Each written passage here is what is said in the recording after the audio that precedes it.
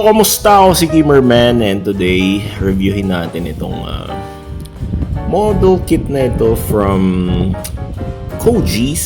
So, this is your Bandai high grade 135 scale Gawain, and this is piloted by pangalan nun si Lelouch from Great Britain or Britannia Empire, something like that. Although hindi ko pa napanood ang buong story talaga na itong Geass, kaya wala akong idea kung anong story nito. But nagagandahan ako sa mga model kits nila, yung kanilang mga robot. Kaya ito nga, binili ko na ito. So, I bought this Gawain here from Shopee. But sad to say, yung shop ay nagsara na kasi parang individual account lang siya. I bought it around 3,500 pesos. But now I think they sell this Gawain here for about 4,500, something like that. So, hindi siya bababa ng 4K. Actually, ang mahal na masyado nun to consider that this kit is not that complicated to build. Para lang siyang high grade kit na 1/100 scale. At parang hindi sulit yung pera mo kung bibili mo ng 4,500 for this. Marami ka ng decent master grade kit na mamibili if you're going to buy this at that price. Okay, so let's start with the review of this kit. To be honest, this kit is not that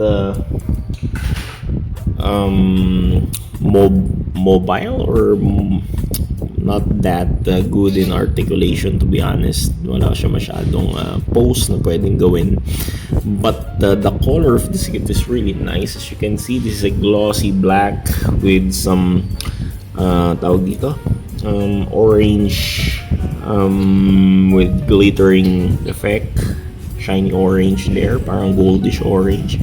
And the gold here is this is an injection plastic gold, which is very nice. Hindi siya yung pre-painted. So yan, makinis. Everything is glossy. And even this green here, this is injection plastic. So everything here is injection plastic. Kaya yan, kaya siguro may kamahalan din at makintab. And you can see here the face of this kit looks like Anubis. Mukha siyang Anubis, di ba?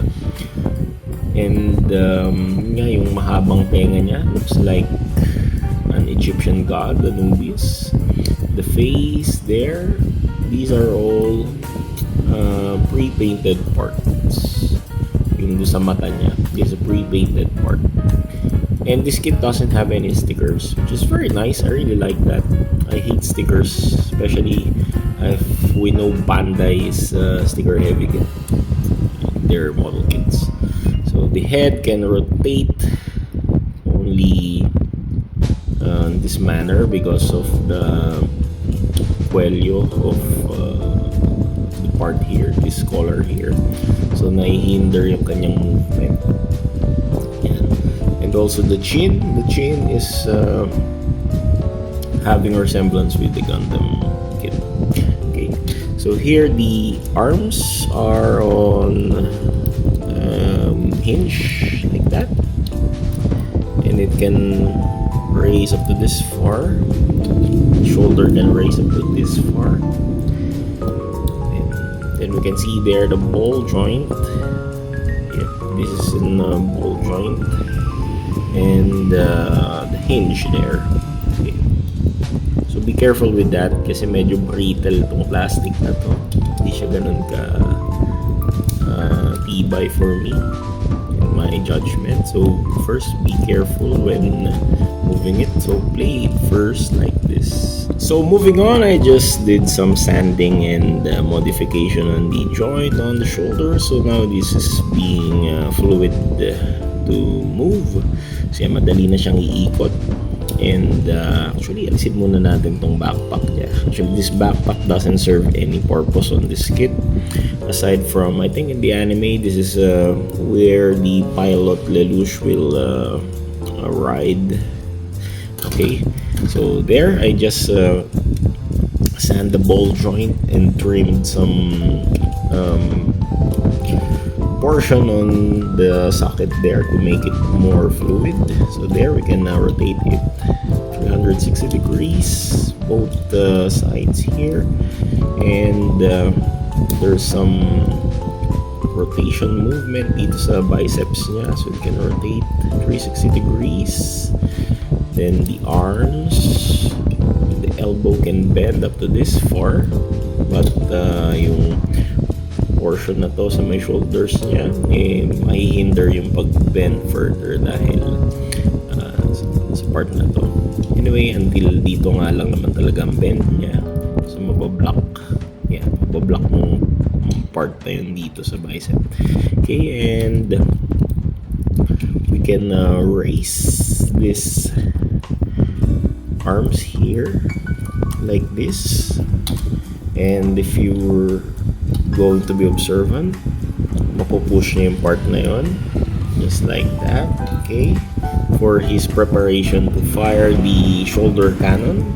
I forget it's called like, but it's like Decaman's full taker attack, so like that.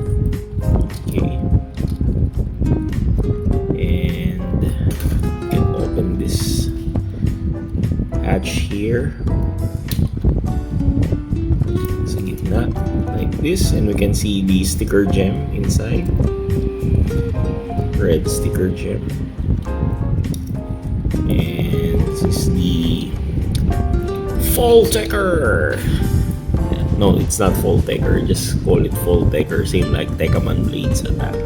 Okay, so the waist here is very loose now because I tried removing it,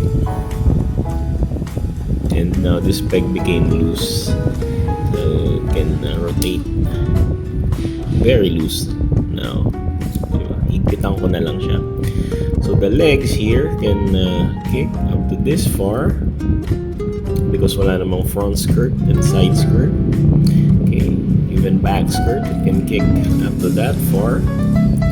Okay, the knees can bend to this far like that. And there's this gimmick here where it can release the roller blade, what I call the roller blades, like that. And just be careful when moving this because it's a bit brittle as well, something like that. And drop it. We got the wheels there, actual wheels to make it move swiftly on the ground. So parang ito yung ano niya, rollers niya pag maglaland attack siya. Same with the other OGs. Teka, medyo mahigpit ko. Anyway, I'm scared to open it, but that's the concept. This is the whole concept. So ayan, pang ano siya, pang rollerblade siya.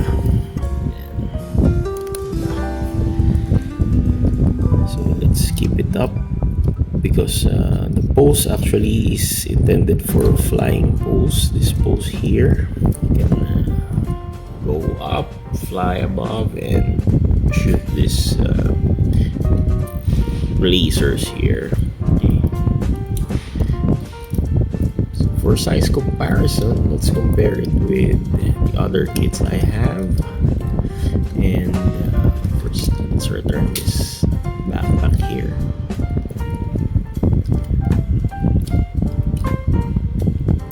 Okay, it's very tight, so be careful with this. Yeah. So the height of this kit is about, I'm going to measure it until the tip of the horn there. It's about 21 centimeters height, including the tip of this part here. It's 21 centimeters. So if you're going to compare it with the regular master grade model kit here of Gundam kit, so it's taller than your regular master grade.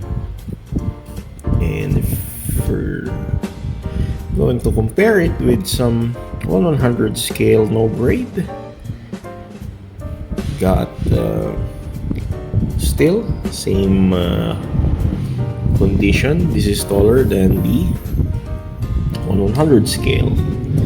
If you're going to compare it with Digimon Alphamon here, so they have the same color scheme here. So this Gawain here is taller than Alphamon also, and I really love the color of black and gold combined together. It's very nice. Okay, so let's compare Gawain here with the other OG's Mecha, which is the Albion. Okay, so Albion is definitely smaller than Gawain, and if we're going to compare the height of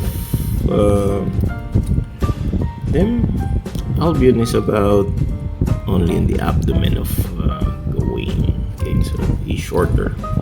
And of course, I changed Gawain's hand into the Dalindical hands because aside from the laser here on the shoulders, Gawain's weapon are the shooting fingers, as it's like a slash harken, and you will attach wires on that, and the fingers will start shooting, something like that. But I remove it, pinalitan ko siya, pangit kasi ayoko yung ganung klase ng weapon, so I changed it only for Dalin. This is the Barbatos fingers, so much better, diba? Mas maganda tingnan. So yeah. Okay, so this is Gawain from Bandai, 1/35 scale, and I hope you can find some cheaper store or cheaper price of this from stores that sells on a decent amount of or decent price, something like that. So this is Gamer Man, Galvez Studio saying good night. Galvez, take care. Thank you for watching this review of Gawain.